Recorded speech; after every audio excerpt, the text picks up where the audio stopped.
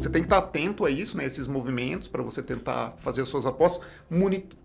Esse monitoramento tem que ser contínuo, né, como o Raro falou, porque as coisas mudam muito rápido, mas é fundamental você estar de olho no que está acontecendo, senão você fica para trás também nesse mundo tão dinâmico aí.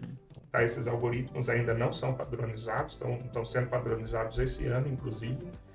E o próprio Estados Unidos falou que até 2030 os sistemas deles têm que usar a criptografia pós-quântica em todos. Tá? Então, quer dizer, a gente vê aí que em 5 ou 6 anos, teoricamente, pode aparecer um computador quântico relevante aí, né? Então, assim, a gente tem que se proteger. Porque as coisas começam a se misturar, né? Então, você usa o potencial do quantum para fazer otimização, você tem o quantum machine learning. Você mesmo citou a criptografia pós-quântica, né? A gente fez um estudo dentro de um CDBC, né? Que é dentro de uma blockchain. Então, você começa a misturar criptografia pós-quântica e blockchain. Até o ChatGPT trouxe essa questão, né, de trazer a IA na mesa. O que acabou acontecendo, o pessoal teve que entender melhor como funciona, para que serve. E por isso que está havendo essa procura maior, né? Porque o pessoal está entendendo onde pode ser aplicado, né? Que acho que é importante, que antes o pessoal não tinha nem ideia, né?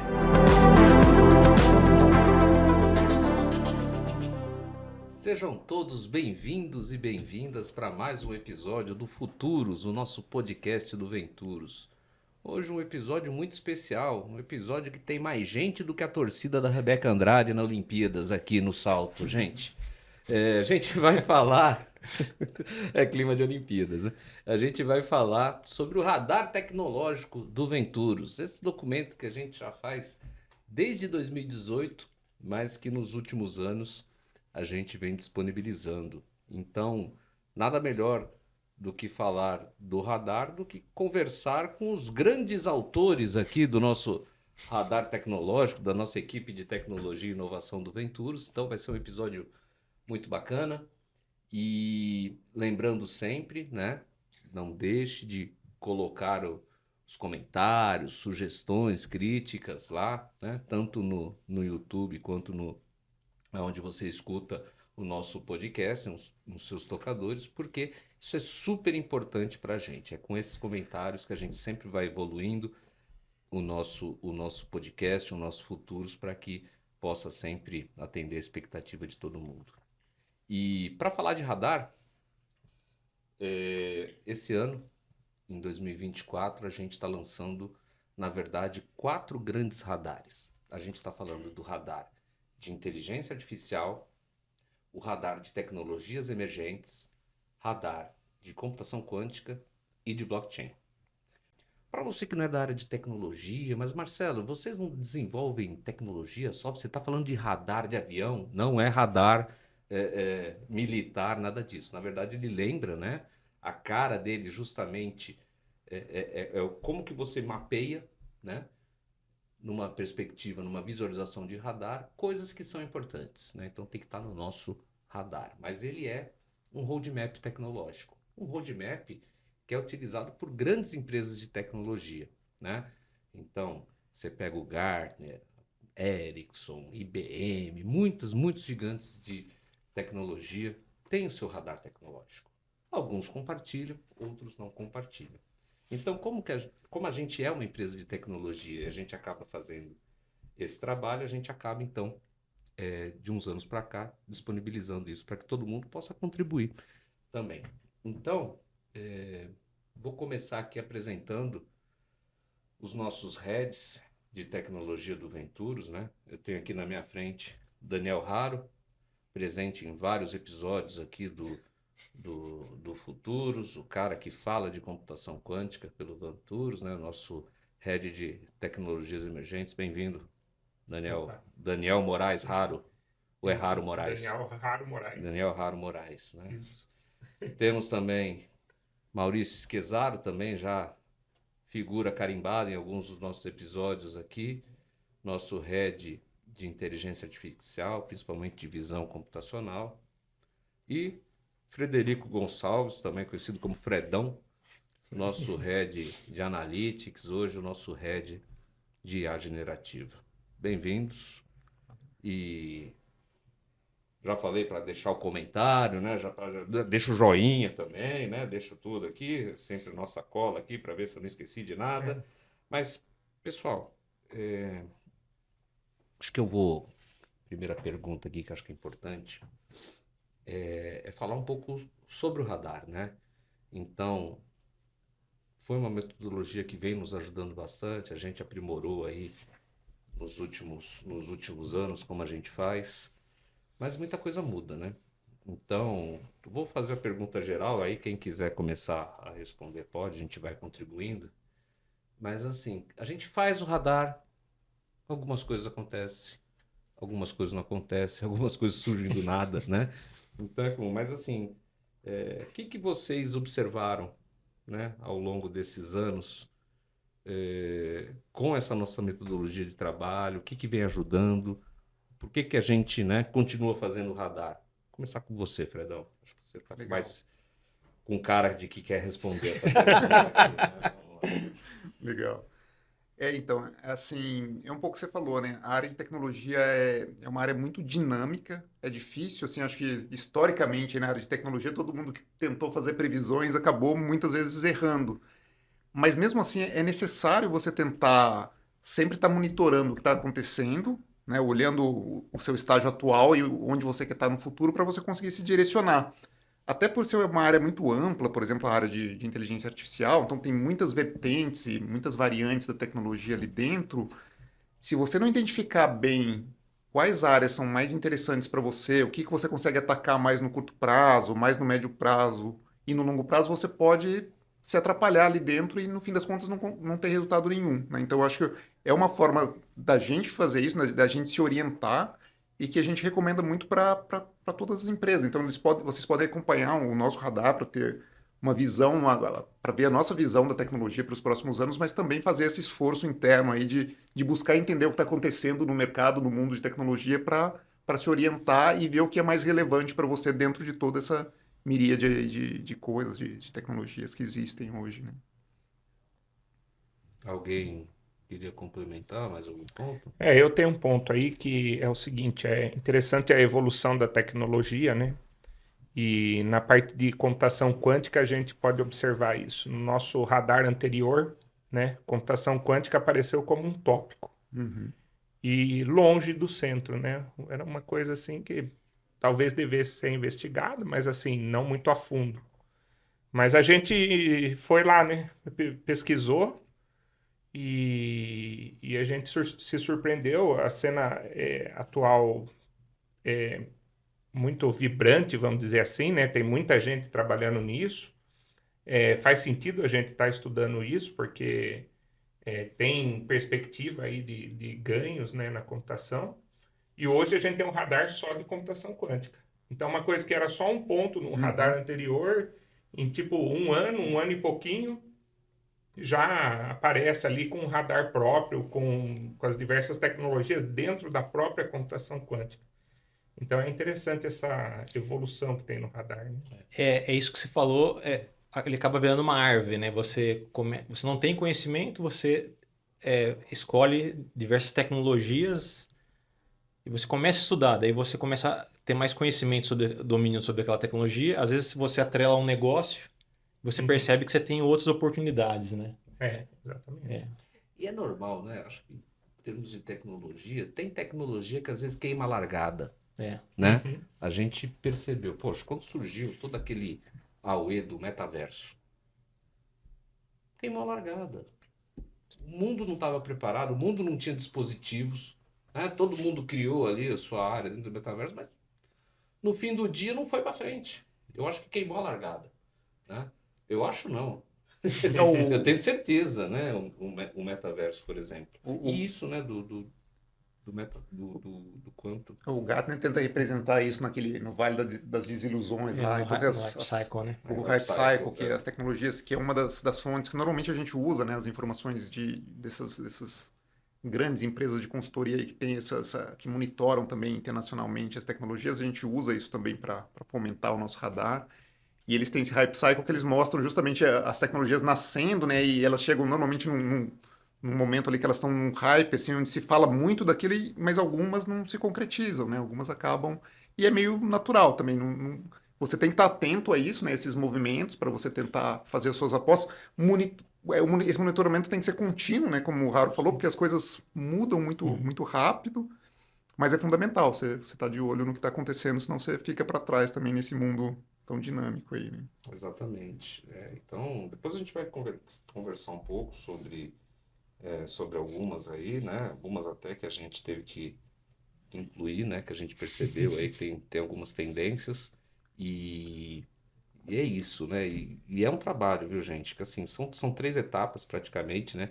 A gente faz de uma maneira, a gente nem sabe, né? A gente às vezes nem percebe que são 3 etapas, né? Primeiro a gente faz toda aquela varredura, que aí é buscar os congressos que a gente faz, as conversas que a gente tem com os nossos clientes, com os nossos parceiros.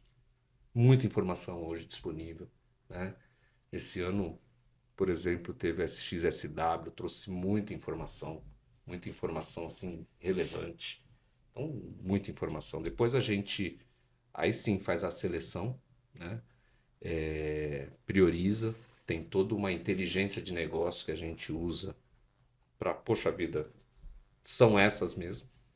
E a recomendação, aonde a gente quebra em 4 quadrantes, né? Do crítico, o urgent, o importante e o what, né? Misturei português e inglês, mas enfim, são os 4 quadrantes e aí a gente trabalha. Então foi isso, né? Computação quântica estava lá no what, mas a gente estava olhando e de repente vira, né? Vira um centro de excelência. Sim. Porque quando a tecnologia dentro do nosso radar, a gente vê, pô, isso aqui muda o jogo. Isso aqui muda o jogo do Venturus, né? Porque a gente vive de tecnologia. Aí a gente está, a partir desse ano, criando centros de excelência, né? Justamente para criar esse ecossistema. Porque também ninguém trabalha sozinho, né? Como que a gente conecta com universidades, com clientes, com startups, com parceiros. Então, tem todo um ponto. E aí eu queria fazer uma pergunta que quase a gente não fala aqui no Futuros, que é de IA, né? A gente quase não fala de inteligência artificial. E uma coisa que eu gostei muito do jeito que ficou o nosso radar esse ano, porque não é só IA generativa, né? O pessoal acha que IA é só OpenAI, é só ChatGPT, Llama e seus irmãos, mas nosso radar aí mostrou muita coisa bacana, muita coisa além da IA generativa, né? Então, Fredão, Maurício, vou começar com o Maurício agora, né? Quais aspectos aí que você acha que a gente tem que olhar para a IA aí a partir dos próximos anos? O que a gente tem de mais importante que ficou nos critérios do nosso radar é assim, a gente tem uma parte grande que isso influenciou inclusive nas nossas linhas de pesquisa, que é a parte de visão, né, de inspeção visual, né? Que todo o processo que você tem uma inspeção, que você precisa identificar um problema, bater num padrão, se tem uma avaria, uma anomalia, que hoje a gente usa muito em processo industrial, mas você pode aplicar em outros mercados aí, a gente está atento a isso e isso influenciou a gente criar pesquisas nessa área de inspeção visual, né? Isso está lá, é um dos pontos principais ali. E meio que isso andando junto com isso, a gente tem também a parte de compressão de modelos, que você pensa que a gente está falando de visão, a gente tem uma pesquisa em visão, mas ele é cross, né? Você pode aplicar isso inclusive em modelos de linguagem, para você poder ter um modelo, que não adianta nada você treinar um modelo e você não conseguir executar ele, né? Você tem um grande processamento, você precisa de um servidor muito grande e inviabiliza você colocar isso em produção no seu negócio. Então você pode usar essas técnicas de compressão de modelo para você colocar ele num dispositivo com baixo poder computacional, um edge compute. Pensando em modelos de linguagem, né? Hoje está cada vez mais aparecendo modelos que você consegue instalar localmente. Exatamente. Ele usa técnicas de compressão, né? Para poder, né? Conseguir fazer que ele consiga executar num hardware que a gente consegue pagar, né? Vamos dizer assim.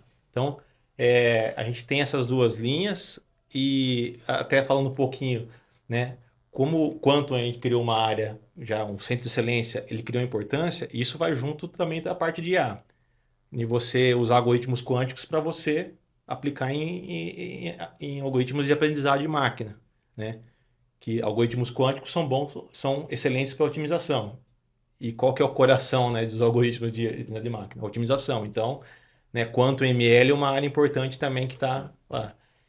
E, de acordo com a, né, regulação, né, de a parte que pega muita parte de explicabilidade, governança de dados, a gente tem uma que trouxe para a gente no radar, que tem muita importância, a parte de IA responsável, governança de dados, né, toda essa parte de guarda-chuva aí na parte de IA responsável, né? Acho que esses são os principais que a gente falou, meio cross e visão, né, Fred? Tem acho que as partes de IA generativa também, né? Aí é claro, assim, aí a generativa tem você vê que ela acabou, assim, aquela questão do hype, né? Ela acabou ocupando muito o espaço aí da discussão da mídia, né? Mas você vê que os pontos que o Maurício comentou, né? Boa parte deles é inspeção visual, compressão de modelos, isso é aplicável para as técnicas convencionais também, né? Então depende muito do problema, né? Do caso de uso ali que você tem, você escolher qual que é a técnica mais aplicável. Então ainda continua muito relevante. E é claro que, né, o LLM também abre novas possibilidades. Aí acaba sendo também essa parte dos modelos de linguagem, e é também um aspecto que a gente está bastante de olho aí, né? Então os modelos de linguagem e os desdobramentos que a gente tem disso, né? Então a criação de agentes inteligentes, estratégias de uso de RAG para você incluir informações da sua empresa ou do seu negócio para que esses modelos consigam ter mais contexto ali para te dar respostas assertivas, enfim, são algumas áreas que a gente está trabalhando aí. E até tem uma fusão disso, né? A parte de LLM, que a gente tem lá uma parte de você ter a parte de RAG e você criar modelos de propósito específico, né? Sim. E além disso, tem a questão, tudo junto com isso, tem criar modelos específicos um pouco menores. Isso. E tem a parte de, né, que nada é sozinho hoje, né? Tudo que está sendo usado na parte de LLM, né? O pessoal está tentando reaplicar na parte de visão. Então, tudo, modelos multimodais, Vision Transformers, Visual Language Models, né? Então, toda essa parte também, ela entra nessa questão, nesses pontos aí que está no nosso radar, na parte mais crítica aí. Essa parte de multimodal, para quem não entendeu, né? É uma parte muito, muito interessante, porque assim, você tem ou texto, ou vídeo, ou imagem, né? Então, é você poder usar tudo. Que é mais ou menos como o nosso cérebro funciona, né? Sim.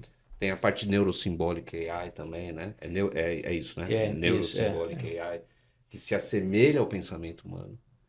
Porque o ser humano é isso, né? Ele é multissensorial, né? Então, assim, quando a gente faz o nosso aprendizado, ele é baseado em imagem, ele é baseado em som, tudo.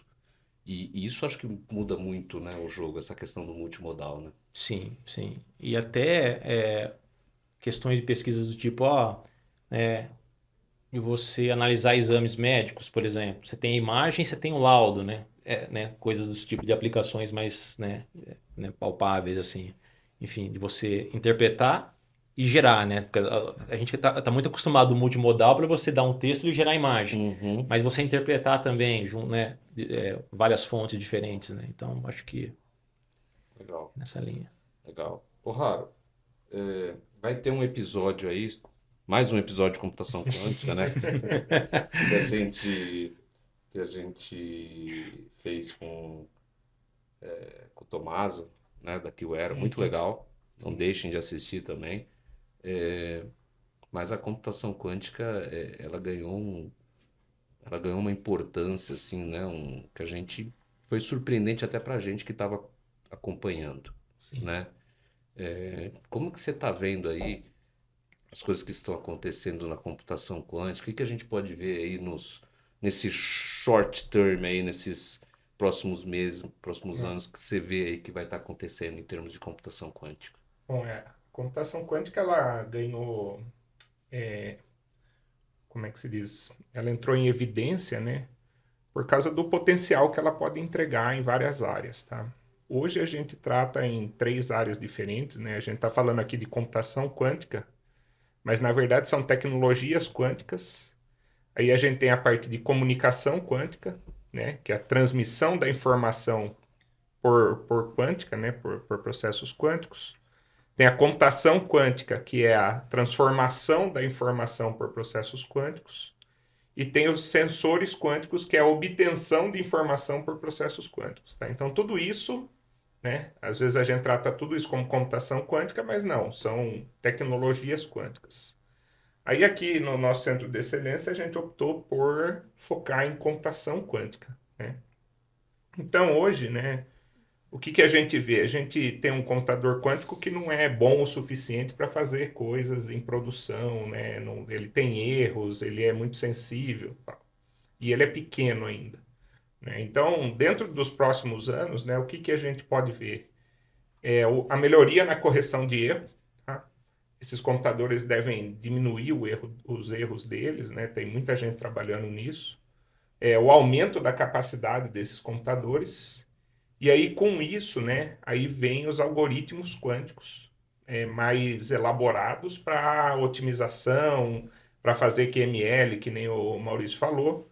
Só que para isso a gente precisa aí de alguns milhares de qubits, né? Hoje a gente está aí 1.000 qubits, a gente vai precisar aí de, sei lá, mais de 100 mil com certeza, até 1 milhão de qubits, para fazer coisas realmente... como é que se diz, em produção da escala que a gente tem hoje com o computador clássico, né? E aí a gente pensa, então, e se a gente unisse o computador quântico com o computador clássico, que é a computação híbrida que a gente chama, né?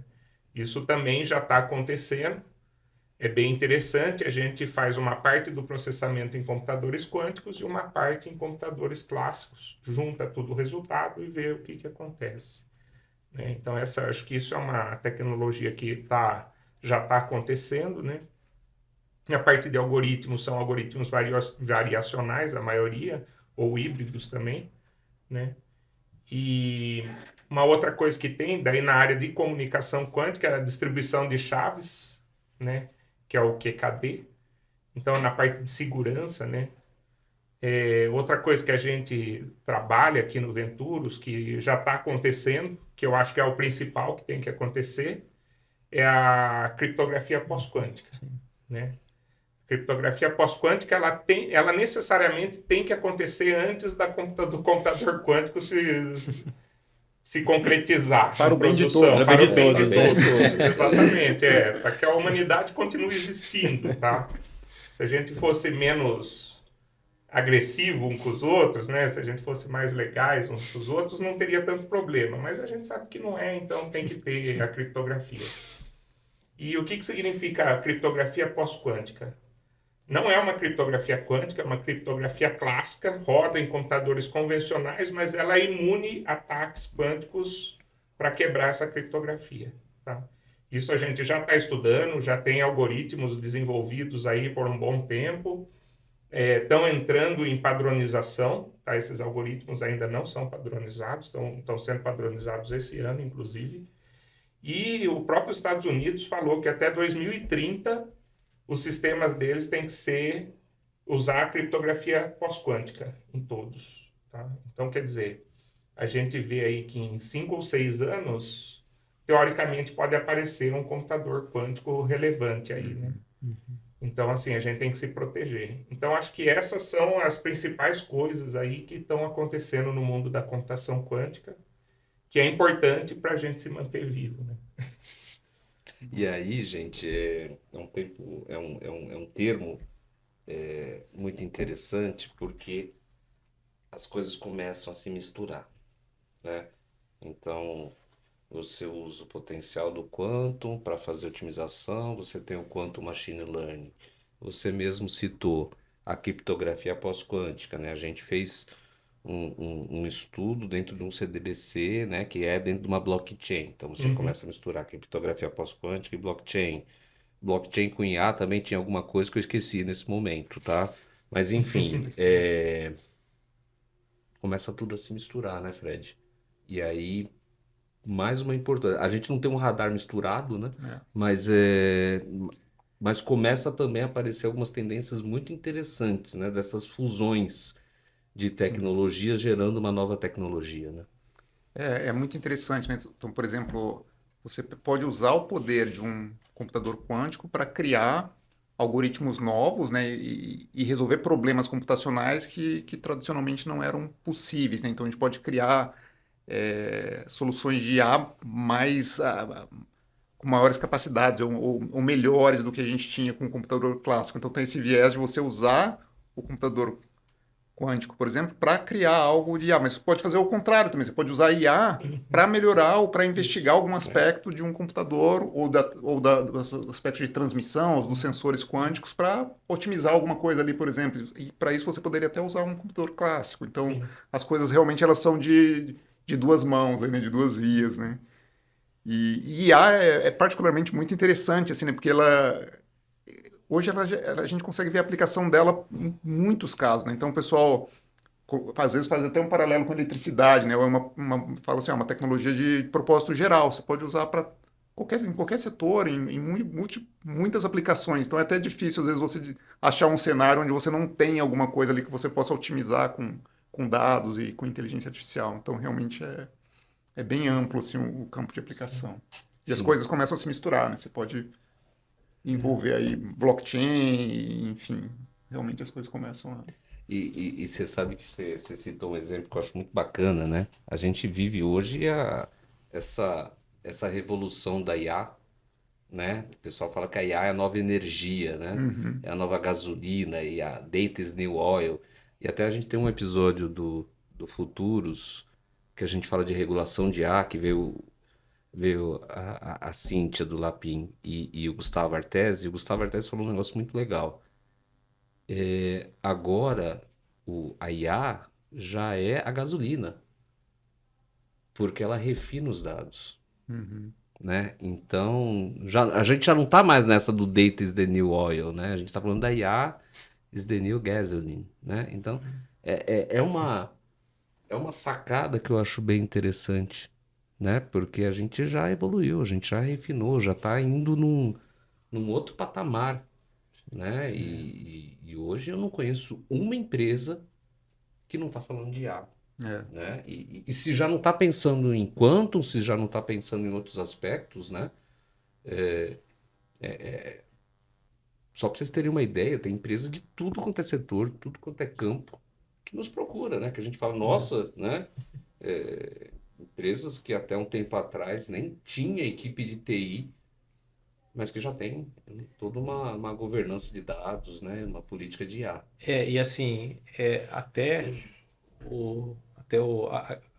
o ChatGPT trouxe essa questão, né, de trazer a IA na mesa, que acabou acontecendo, o pessoal teve que entender melhor como funciona, para que serve, e por isso que está havendo essa procura maior, né, porque o pessoal está entendendo onde pode ser aplicado, né, que acho que é importante, que antes o pessoal não tinha nem ideia, né, hoje tem gente ainda que não sabe, né, que vem nos procurar, mas assim, você vê que tem gente com muito mais conhecimento, falou, olha, eu sei que pode ser aplicado aqui, né. E o que é engraçado, né, porque às vezes o pessoal sai fazendo, né, porque parece fácil. Parece fácil, né. E teve até um caso, a gente estava num evento outro dia que a Dell estava patrocinando, a gente fez uma palestra lá junto com a Dell e a NVIDIA, e eles trouxeram um caso, né, de uma empresa que fez uma POC correndo, né, que estava toda a concorrência fazendo POC de IA generativa, então criou um bot lá de recomendação e o bot sugeriu o produto concorrente, né? Então, olha isso. Então, tá fácil para todo mundo, mas ao mesmo tempo é difícil, gente, não é? Então a chance de dar uma bobagem também é grande, tem que tomar um cuidado. Ô, Raro, agora a gente falou muito de IA, vamos falar de blockchain, vai. Aí sim. Né? Ô, Raro, volta e meia eu sou questionado por que o Venturos ainda olha para blockchain. Por que ainda olha? Não, e assim, mas deixa eu molhar o bico aqui, né? Fala. Porque a gente quer ficar rico com Bitcoin? Será que é isso? Acho que é um pouco disso também, né? O pessoal ainda associa muito, né, cara? Esse é o problema. Blockchain com Bitcoin, né? Sim. E não entende que acho que já faz tempo, né? Quem está no meio da blockchain entende que a blockchain evoluiu. Sim. Que hoje o pessoal aborda os aspectos da descentralização, do digital ledger, de você poder fazer alguns controles com certificação digital, tudo. Mas enfim, eu vou deixar para você, né? Mas por que o Venturus Raro ainda olha? Por que o Venturus criou um radar de blockchain? Explica para esse pessoal. O Venturus quer fazer dinheiro com Bitcoin, é isso? Não, acho que não, né? Melhor não. Melhor não. Né? Mas enfim, por que a gente foi nessa linha, né? Por que a gente estuda blockchain? Tem um centro de excelência de blockchain, né? Aqui no Venturus. Porque a gente enxerga a tecnologia não nessa exploração financeira, esse tipo de coisa, mas a tecnologia é muito boa para várias outras coisas, tá? Essa ideia de ter um ledger descentralizado, digital, né? Contratos inteligentes, isso aí é muito importante para várias coisas. Várias coisas. Rastreabilidade, dinheiro inteligente, emissão de certificados, tá? Tudo que você precisa emitir um certificado, né? Você pode usar uma blockchain, né? Então, assim, o Igor, né, que é um dos especialistas em blockchain, ele fala: blockchain é um computador descentralizado. Você pode usar aquilo ali para processar informação, né, descentralizadamente e de várias pessoas, né, interagindo. Então, assim, tem várias coisas interessantes, e o que assim, o pessoal não entende é que existe uma coisa que chama Drex no Brasil, que é uma referência no mundo. Tá? O Brasil, os meios de pagamento brasileiro, esse mercado financeiro brasileiro é referência mundial. Tá? A gente conseguiu fazer o Pix, né? É a coisa que vários países sonham em ter, tentaram fazer, não conseguiram do jeito que foi feito no Brasil. E aí não é a evolução do Pix, tá? Quem fala que o Drex é a evolução do Pix, não é. Mas o Drex é uma coisa ainda maior que o Pix para o mercado brasileiro. Tá? O Drex é uma plataforma, tá, de dinheiro inteligente do Brasil. E não só isso. A ideia é que o Drex seja a plataforma de emissão de certificados, né? Então você vai vender seu carro, de certa forma vai ter a figura ali do... Como que chama? Onde a gente vai? Do cartório, de certa forma. Meu pai era tabelião. Isso. Coitado, ele deve estar no túmulo ali revirando. Ele meu filho querendo acabar com o cartório. Mas falando não é. Todo mundo fala em acabar com o cartório, mas não vai acabar com o cartório. Que bom. Então porque você ainda precisa de um órgão ali certificando que as pessoas são reais e tais. Precisa ter essa entidade ainda. Mas o processo pode ser muito mais inteligente do que você ir no cartório e fazer uma assinatura num papel e ele guardar lá. Entendeu? E tem aquela história, né? Eu dou o dinheiro primeiro ou eu pego o documento primeiro? Fica aquela coisa assim. Você né? fica sempre com medo, né? Exatamente. Então, isso com a blockchain acaba, por exemplo. Esse tipo de problema acaba, né? Então, várias outras coisas podem ser sanadas com isso, né? Por exemplo, a emissão de um certificado, o diploma de uma escola, por exemplo, ainda é em papel, né? Pode ser feito no blockchain, entendeu? Muita coisa. Então, assim, tem um mundo em blockchain que muita gente conhece só o Bitcoin, mas existem muitas outras coisas, tá? Então, por isso que a gente estuda, né? E além de estudar só as aplicações do blockchain, que hoje tem RWA tokens, né, que é Real World Assets, você pode tokenizar qualquer coisa e vender isso, né? A rastreabilidade. A gente também estuda a infraestrutura da blockchain. Tá? E o que a gente pode melhorar de segurança, o que a gente pode melhorar de privacidade, várias coisas envolvidas com a criação da infraestrutura da blockchain. Tá? A gente estudou, por exemplo, como inserir criptografia pós-quântica numa blockchain.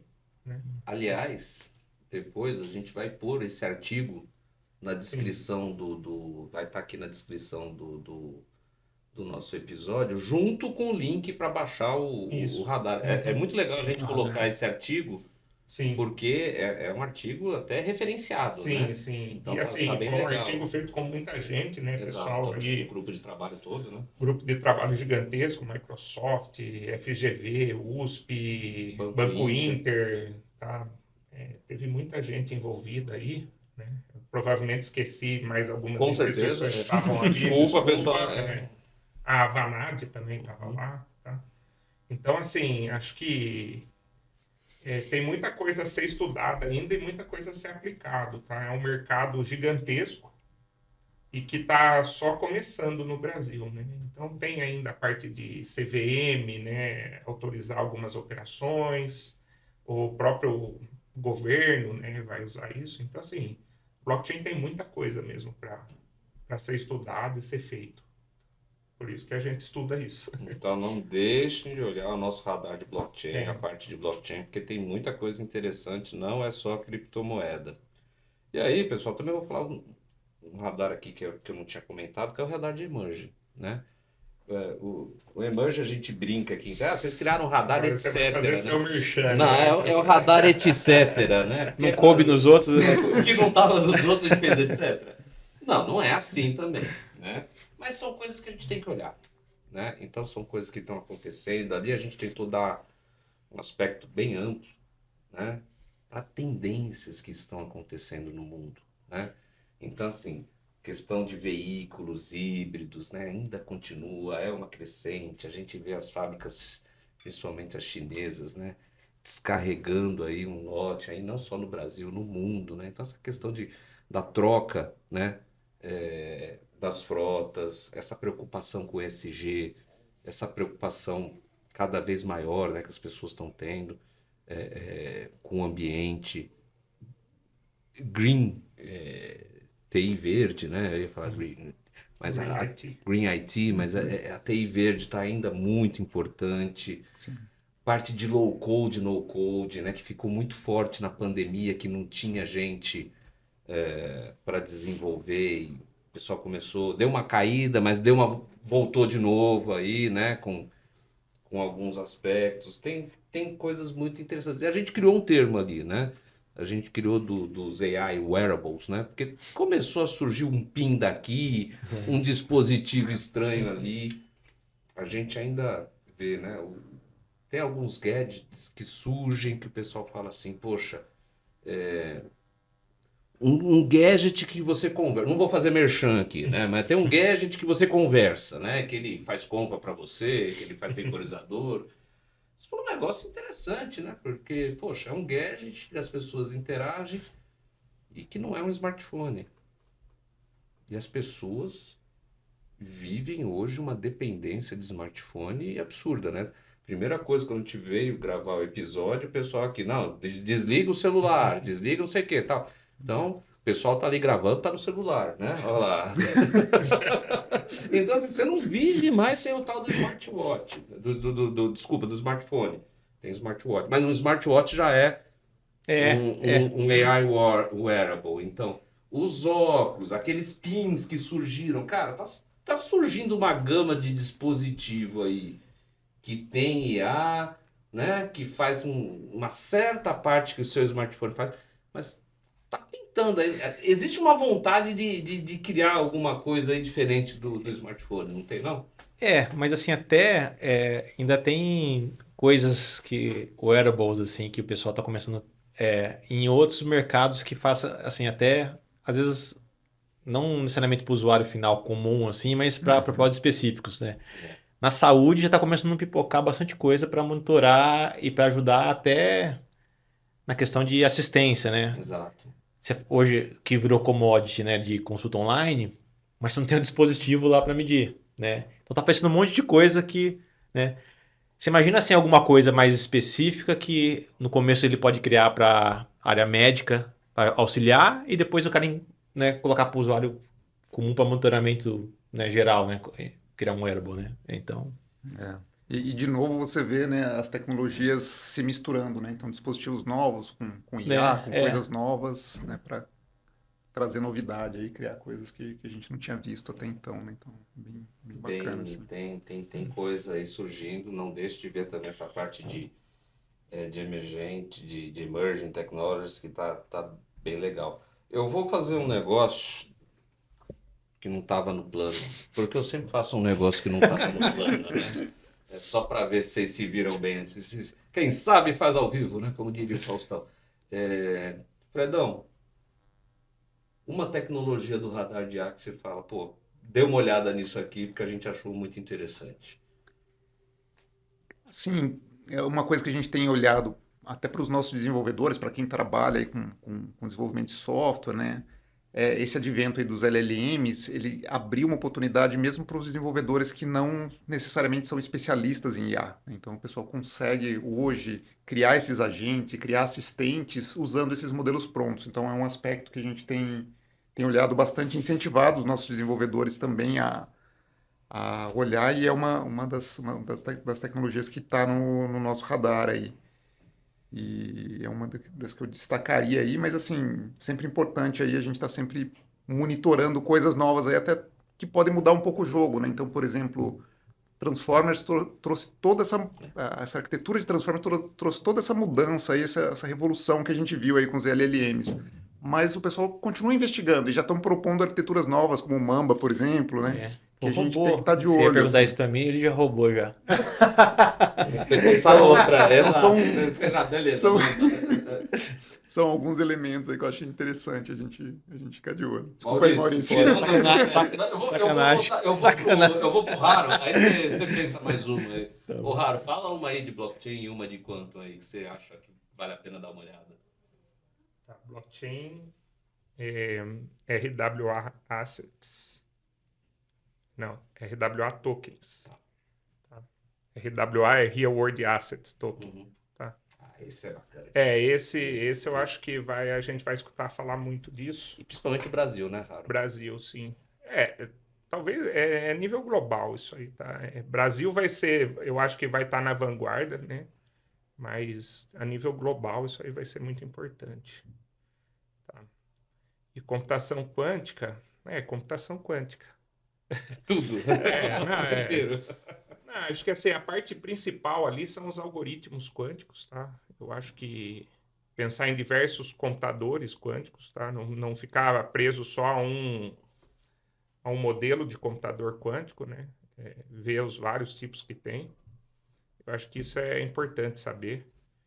E a parte dos algoritmos mesmo. Tá? Eu, assim, vou escolher duas que, assim, são apostas, assim, mas eu acho que é interessante que a gente tem que sempre olhar também lá na frente para ver o que vai... Né, que nem o Fred falou, pô, pode ser que daí você tenha uma outra arquitetura de rede neural que, né, domine. A gente não adianta a gente esperar acontecer, a gente tem que se antecipar para, né, pesquisar. Tanto a Neurosymbolic AI como a Casual AI, que eu acho interessante, que são dois tópicos que é uma forma diferente de você pensar, e eles trabalham muito, né, de uma parte interessante, que daí ele ajudam melhor você explicar os modelos, né?